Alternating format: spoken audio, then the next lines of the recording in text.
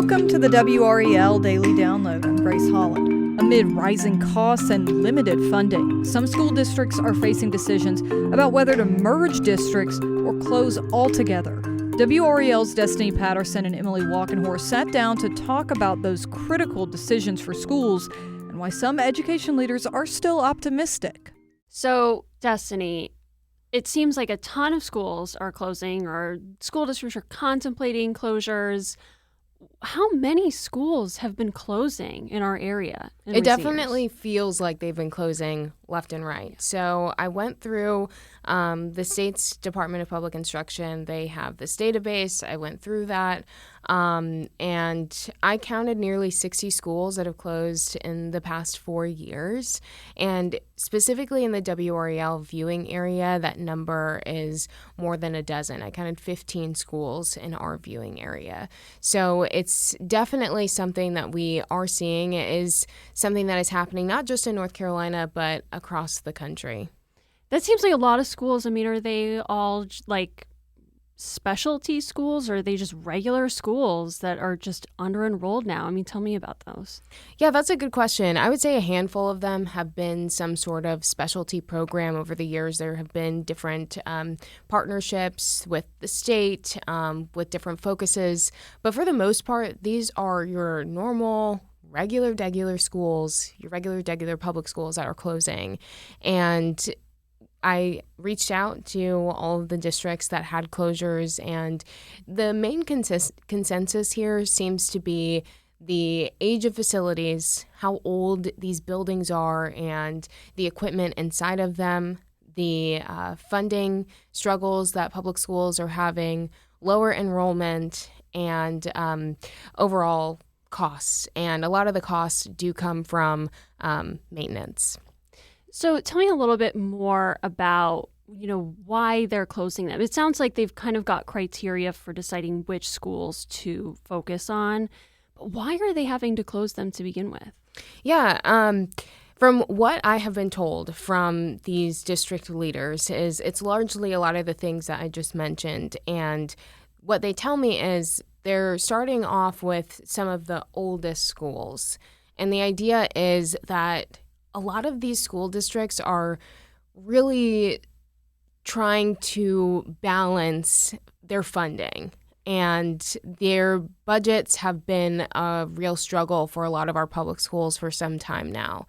So they look at the oldest schools. Those are the schools that are going to need the most money when it comes to maintenance, which is something that we've covered that very extensively. Even this week, Wake County Schools is dealing with HVAC issues. So all of that costs a lot of money, and they start off with the oldest schools, and then they start to look at some of the other factors, including enrollment.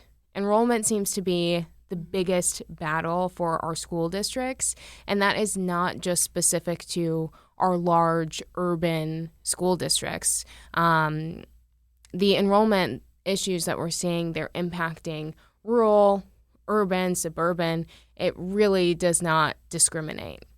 So basically you have declining enrollment, and some schools are just under-enrolled, and the districts think, oh, well, this is just going to keep going. We should just close a school to save money, right? I mean, why is their enrollment going down? Yeah. So the enrollment is another one of those really layered issues here. But it starts with the fact that we have fewer people who are having children. And that means that there are fewer school-age children to go to these schools. And so you couple that with the programs like the Opportunity Scholarships, families that are choosing to go to charter schools, private schools, they're choosing to homeschool their children. And so it really boils down to fewer students and more options. Let's take a quick break right there, and we'll be right back. I know I focus a lot on Wake County, and they're looking, 10 years out. They're always getting projections, and it's like they don't really expect the overall student population to grow. So they're not talking about closing schools, but some of these districts, Chapel Hill, Cumberland, Granville, talking about closing schools. I mean, how much money do they really think they can save by closing a school? Those students still have to go somewhere, right? Right. And I do want to touch on something that you mentioned. I mean, Wake County, while they're not closing schools, they're looking at possibly changing calendars. And so it's something that everybody is kind of grappling with. In terms of how much money they're actually saving, let's take Granville County, for example. They have decided to close one of their elementary schools, Wilton Elementary School. That school will close at the end of the school year. They tell me that they are expecting to save about $600,000 each year by closing this school, and that's based off of the early estimates that they did when they studied the possibility of closing the school. So that's just one example, and obviously each district is going to have different numbers depending on what school it is. But the whole idea, as I mentioned, is this idea of maintenance. And, if you have a school that is being underutilized and they are spending, however much money on this school, then the idea is let's take the few students that are at this school, and that way all of that money to run the school we can allocate elsewhere. Right. Like fixed cost to run the AC every day is going to be the same, no matter how many students are in there, I guess. So it sounds like from the school's perspective, they're thinking about it from a really practical standpoint. But what's kind of the impact on students? I imagine students, families, teachers might have a somewhat different perspective. I mean, what's the potential impact on them?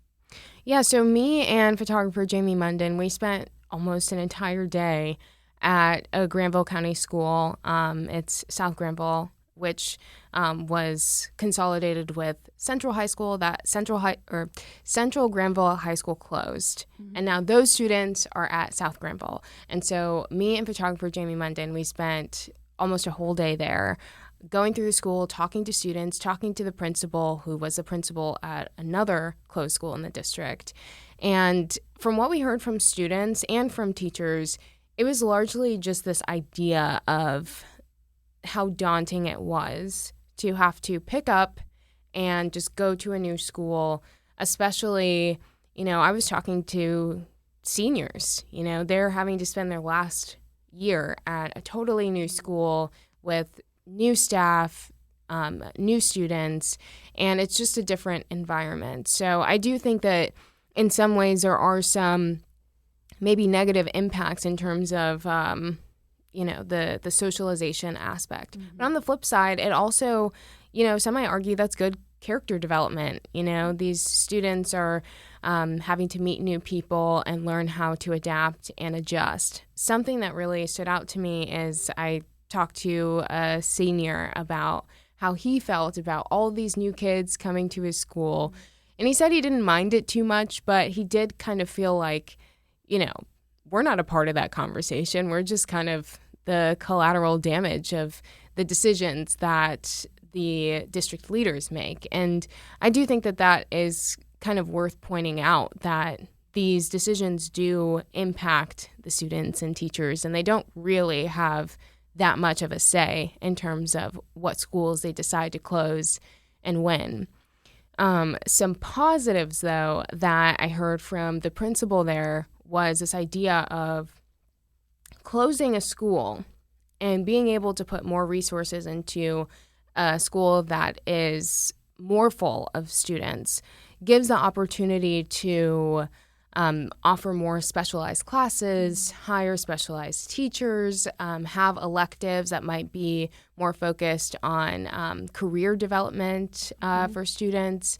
And we got to go into a drone class and see students running drones, and not even from the little remote controls. They were using computers, which I had never seen before. So they were able to offer more than what they were able to offer at the previous school.